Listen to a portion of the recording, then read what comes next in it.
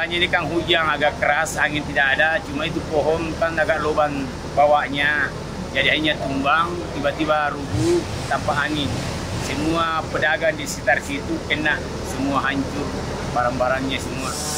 Mejanya, konopinya, kulkasnya, terutama warkop itu yang yayasan itu hancur semua.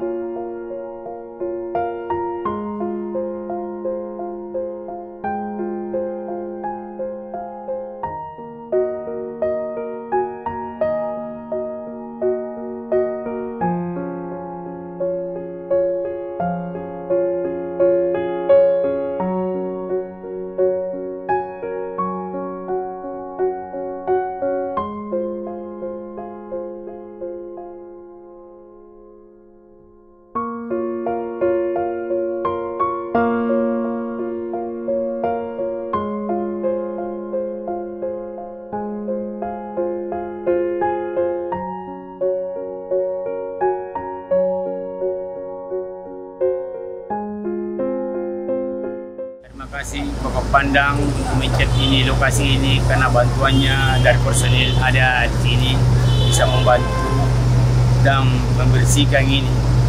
Syukur alhamdulillah karena ada bantuan dari Bapak Pandang untuk personilnya mencat ini. Terima kasih.